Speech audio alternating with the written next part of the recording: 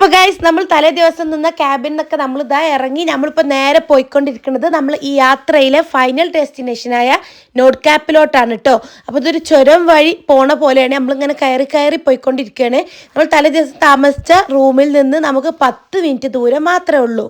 ഇനി north cap എന്ന് പറഞ്ഞാൽ വേൾഡിലെ എൻഡ് എന്ന് വേണമെങ്കിൽ പറയാം. അതുപോലെ യൂറോപ്പിൽ നമ്മൾ റോഡ് ട്രിപ്പ് വഴി പോവുകയാണെങ്കിൽ നമുക്ക് ഏറ്റവും ലാസ്റ്റ് ആയിട്ടുള്ള ഫൈനൽ ഡെസ്റ്റിനേഷനാണ് നോർത്ത് ക്യാപ്പ്.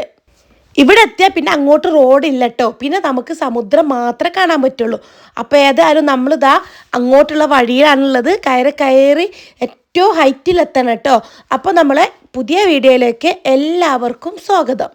അന്നത്തെ ക്ലൈമറ്റ് ആണെങ്കിൽ ഭയങ്കര കാറ്റാട്ടോ. ഇവിടെ നമ്മൾ ഹൈറ്റിലോട്ട് പോകുന്നതനുസരിച്ച് കാറ്റിൻ്റെ തീവ്രത കൂടുന്നുണ്ട്. സ്കൈ ഒക്കെ കണ്ട നല്ല ഇരുട്ടുത്തിയിട്ട് അങ്ങനെയായിരുന്നു കേട്ടോ. ഇടയ്ക്കിടയ്ക്ക് ചെറുതായിട്ട് മഴയുണ്ടായിരുന്നു. അതുപോലെ നമ്മൾ ചെവി അടയുന്ന പോലെ തന്നെ മൂക്കും അടഞ്ഞുകൊണ്ട് എന്തൊക്കെയോ ഒരു ഇറിറ്റേഷനൊക്കെ ഉണ്ടായിരുന്നു. അവിടെ എത്തുന്നതിൻ്റെ കുറച്ച് മുന്നേ നമുക്കിതാ നോർത്ത് ക്യാപ്പ് എന്നുള്ള അങ്ങനത്തെ ബോർഡൊക്കെ കാണാം കേട്ടോ.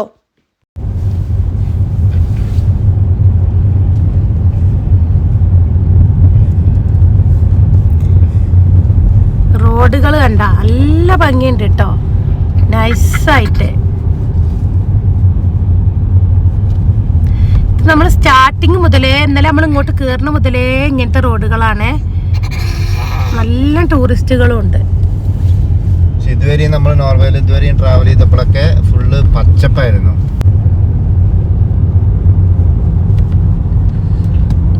അതെ, റോഡ് ഭയങ്കര ഇതാട്ടോ, കുത്തിക്കുലുക്കാണേ. ഇതുവരെ നമ്മൾ ട്രാവൽ ചെയ്തപ്പോ നല്ല പച്ചപ്പായിരുന്നു, എല്ലായിടത്തും നല്ല പച്ചപ്പായിരുന്നു. പക്ഷെ നമ്മൾ ഏകദേശം നോർത്ത് ക്യാപ്പിന്റെ ഇതിലോട്ട് പിന്നെ ഈ ലാസ്റ്റ് ഫൈനൽ ഇതിലോട്ട് ഇങ്ങനെ എത്തി വന്നപ്പോഴേ ഫുള്ള് ആ പച്ചപ്പൊക്കെ ഇങ്ങോട്ട് മാറി ഫുള്ള് ഡ്രൈ ആയിട്ടുള്ള നല്ല രസമുള്ള അടിപൊളി മലകളായിരുന്നു.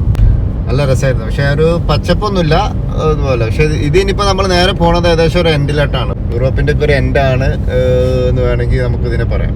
ആ പോയിന്റിലോട്ടാണ് നമ്മൾ പോകുന്നത്. നോർത്ത് കാപ്പ്, നോഷ്കില് നോർത്ത് കാപ്പ് എന്ന് പറയും, നോർത്ത് കേപ്പ്. എത്തും 10 മിനിറ്റ്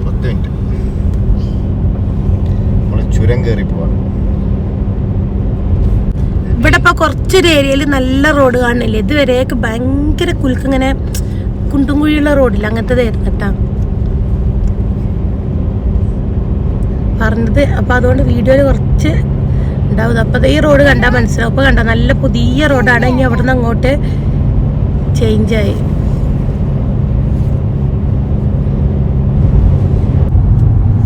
കണ്ട ഒഴിഞ്ഞ സ്ഥലങ്ങള്. ഇതില് നല്ല ഗ്രീൻ ആയാ തോന്നണേ, പക്ഷെ ശരിക്ക് കാണുമ്പോ ബ്രൗൺ ആണ്. ഈ പോണ വഴി സ്റ്റാർട്ടിങ് മുതലേ നല്ല ഭംഗിയുണ്ട് എന്ന് പറഞ്ഞില്ലേ. അപ്പം നമ്മൾ കരുതി ഡ്രോൺ യൂസ് ചെയ്താലോ എന്നൊരു പ്ലാൻ ഉണ്ടായിരുന്നു കേട്ടോ. പക്ഷേ ആ ഏരിയയിൽ കാറ്റ് കൂടുതലായതുകൊണ്ട് ഡ്രോൺ യൂസ് ചെയ്യാൻ പാടില്ലാത്ത ഏരിയയാണ്. ഇവിടെ നോർവേയിൽ അങ്ങനെ ഉണ്ട് കേട്ടോ. നമുക്ക് തോന്നുന്നു എല്ലായിടത്തും ഡ്രോൺ യൂസ് ചെയ്യാൻ പാടില്ല. കുറേ റെസ്ട്രിക്റ്റഡ് ഏരിയ ഉണ്ട്.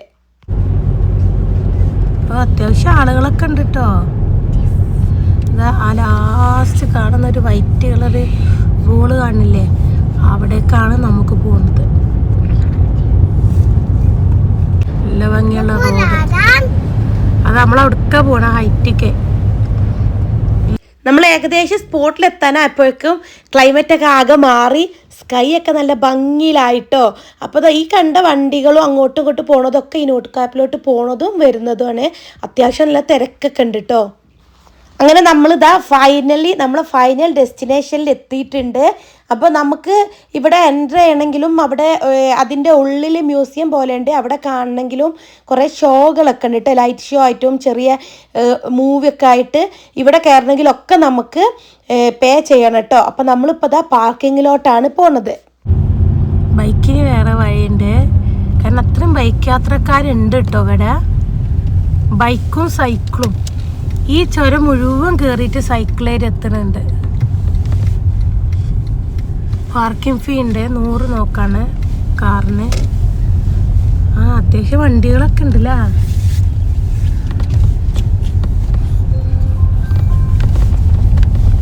ഓ മൈ ഗാഡ്.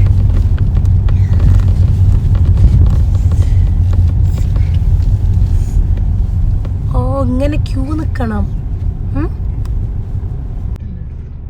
എന്താണ് കണ്ടിട്ട് നമ്മളിവിടെ എൻട്രൻസ് ടിക്കറ്റ് എടുക്കുന്നുണ്ട്. For two kids. Okay, where are you from? Norway. 130.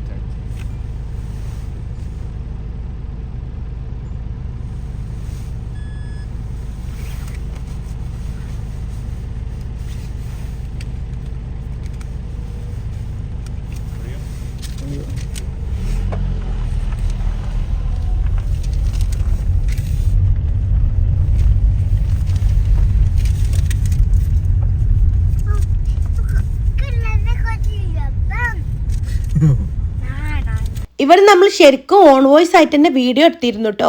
പക്ഷെ കാറ്റ് കാരണം ഒന്നും കേൾക്കാൻ പറ്റാത്തതുകൊണ്ടാണ് നമ്മൾ വോയിസ് ഓവർ കൊടുക്കുന്നത്. അപ്പോൾ നമ്മളിപ്പോൾ യൂറോപ്പിൽ റോഡ് ട്രിപ്പ് പോയി യാത്ര ചെയ്യുമ്പോൾ ഈ കാണുന്ന റോഡില്ലേ, ഇതാണ് നേരെ വന്നിട്ട് ഇത് കണ്ടോ, ഇവിടെയാണ് കേട്ടോ അവസാനിക്കുന്നത്. ഇവിടെ നിന്ന് അങ്ങോട്ട് റോഡില്ല. ഈ വൈറ്റ് സ്റ്റോൺ വെച്ച് ഇവിടെ നിന്ന് അങ്ങോട്ട് ഇനി റോഡില്ല.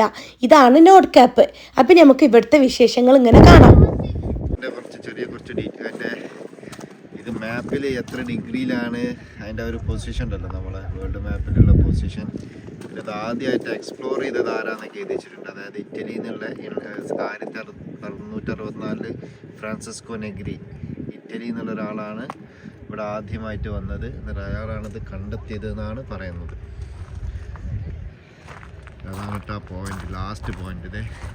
ഇതിൻ്റെ ബാക്കിൽ കാണുന്നത് നമ്മളിപ്പോൾ ഈ കാണുന്ന ഏരിയയിൽ വണ്ടി പാർക്ക് ചെയ്തിട്ട് ഇവിടെ ഒരു ബിൽഡിംഗ് ഉണ്ട് കേട്ടോ. അതിൻ്റെ ബാക്കിലോട്ട് വന്ന് ഇവിടെയാണ് നമുക്ക് ഈ കാണുന്ന ഗ്ലോബ് പോലെ ഇവിടെയാണ് നോർത്ത് കാപ്പിൻ്റെ എൻഡ് എന്ന് പറയുന്നത് കേട്ടോ.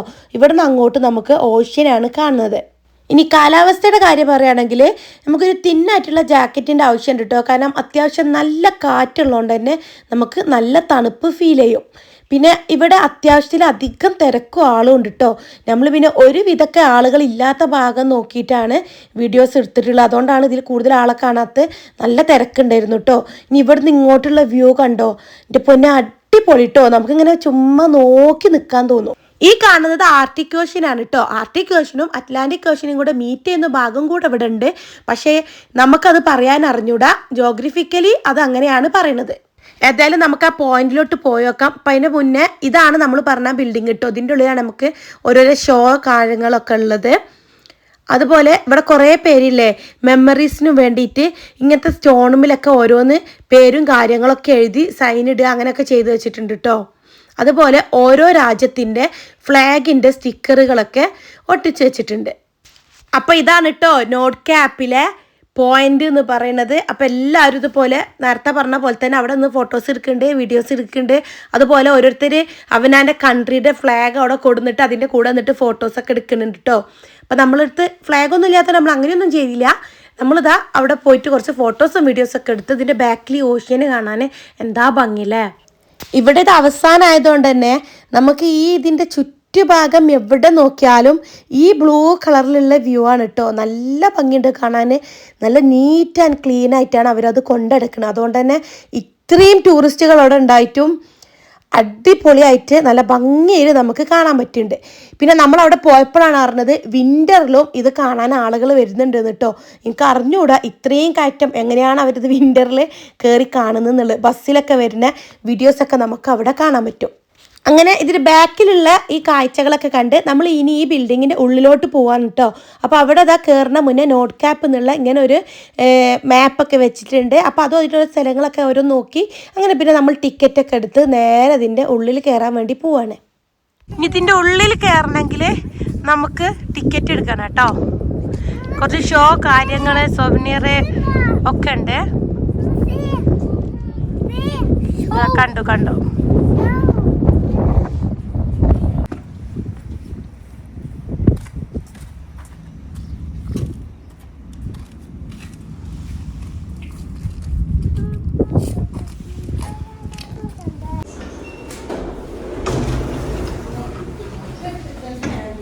കാടുണ്ട്. ഇവിടെ 3 നിലയിലായിട്ട് ഓരോരോ കാര്യങ്ങൾ സെറ്റ് ചെയ്തിട്ടുള്ളത് കേട്ടോ. അപ്പോൾ ആദ്യം തന്നെ നമുക്ക് കുറച്ച് കാര്യങ്ങൾ കാണാനുണ്ട്. ഇവർ യൂസ് ചെയ്ത അന്നത്തെ ബോട്ട് കാര്യങ്ങളൊക്കെ ഉണ്ട്, അതിനെ കുറിച്ച് അവിടെ എഴുതിയിട്ടുണ്ട്. പിന്നെ അതുപോലെ തന്നെ കുറച്ച് ബേർഡ്സ് കാര്യങ്ങൾ. ഇവിടെയൊക്കെ നമുക്ക് ശരിക്കും ബേർഡ്സിൻ്റെ സൗണ്ട് കേൾക്കാം കേട്ടോ.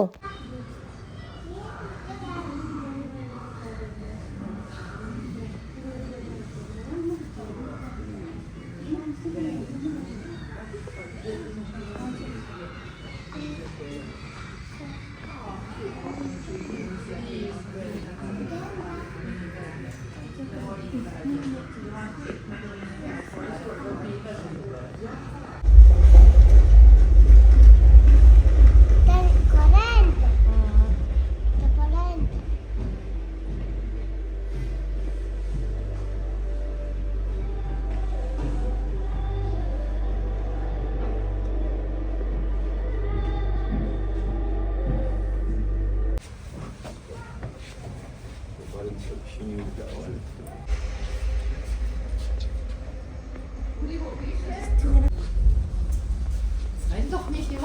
പിന്നെ അവിടെ ഒരു ഷോ ഉണ്ടായിരുന്നു കേട്ടോ.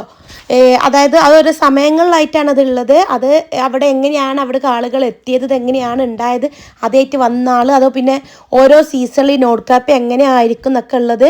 അവിടെ നോർത്ത് നമ്മളെ നോർത്തേൺ ലൈറ്റൊക്കെ ഉണ്ടല്ലോ, അടിപൊളിയായിട്ടുണ്ട് കേട്ടോ. അപ്പോൾ ഇതൊക്കെ നമുക്ക് ഇവിടെ ഒരു 3D ഫീലിംഗ് കിട്ടുന്ന രീതിയിലൊക്കെ കാണാൻ പറ്റിയിട്ട് ഈ സ്ക്രീനിൽ. അങ്ങനെ ശരിക്കും അവിടെ ഫോണല്ലോ ഇവിടെ അല്ല കേട്ടോ.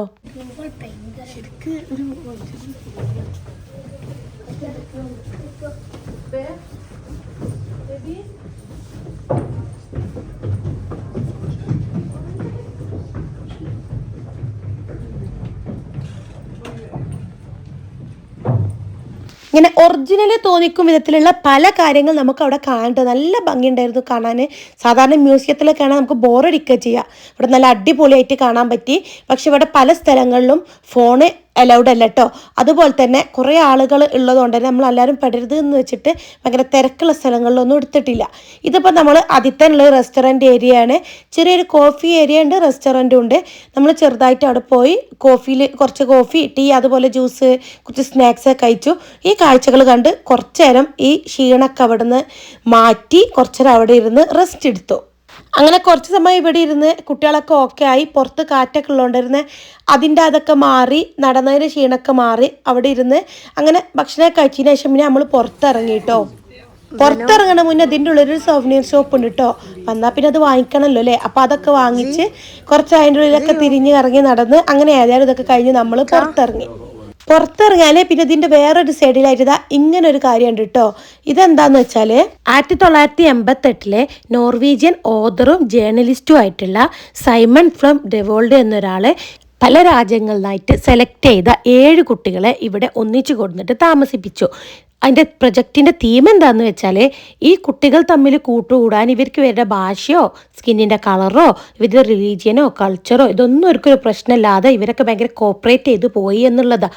ഈ സമയത്ത് ഈ ഓരോരോ കുട്ടികളും ഉണ്ടാക്കിയ ഒരു രൂപം അവർ വെങ്കലം കൊണ്ട് ഇങ്ങനെ ഈ റൗണ്ട് ഷേപ്പിൽ ഇപ്പോഴും അവിടെ സൂക്ഷിക്കുന്നുണ്ട്. 1989 അതായത് ഒരു വർഷം കഴിഞ്ഞതിന് ശേഷം പിന്നെ അവിടെ ഒരു ആർട്ടിസ്റ്റ് വന്നപ്പോൾ അവർ മദർ ആൻഡ് ചൈൽഡ് എന്നുള്ള ഒരു അമ്മയും കുഞ്ഞുള്ള ഒരു സ്തൂപം ഉണ്ടാക്കി, ഒരു രൂപം അവിടെ ഉണ്ടാക്കി. ഇതാണ് നമുക്കിവിടെ ഈ 7 സർക്കിളിലും അതിൻ്റെ അടുത്തൊരു അമ്മയും കുഞ്ഞുള്ള സ്റ്റാറ്റും കാണുന്നത്. ഇതോടുകൂടിയിട്ട് നമ്മൾ ഈ നോർത്ത് കാപ്പ് ലുഫോത്തൻ യാത്ര ഇവിടെ അവസാനിച്ചു കേട്ടോ. ഇനി നമ്മൾ തിരിച്ചു പോവുകയാണ്. നമ്മളിപ്പോൾ ടോട്ടലി 3000 കിലോമീറ്റർ കേട്ടോ യാത്ര ചെയ്തത് അങ്ങോട്ട് മാത്രം. അപ്പോൾ നമ്മൾ ഡേ 1 മുതൽ ഈ ദിവസം വരെയുള്ള വീഡിയോസ് ഓരോന്നായിട്ട് ഇട്ടിട്ടുണ്ട്. കാണാത്തോല് പോയിട്ട് കാണണേ. വീഡിയോ ഇഷ്ടപ്പെട്ടെന്ന് വിചാരിക്കുന്നു. വീഡിയോ ഇഷ്ടപ്പെട്ടാൽ ലൈക്കും ഷെയറും സബ്സ്ക്രൈബും തന്ന് ഇനിയും സപ്പോർട്ട് ഉണ്ടായിരിക്കണം കേട്ടോ.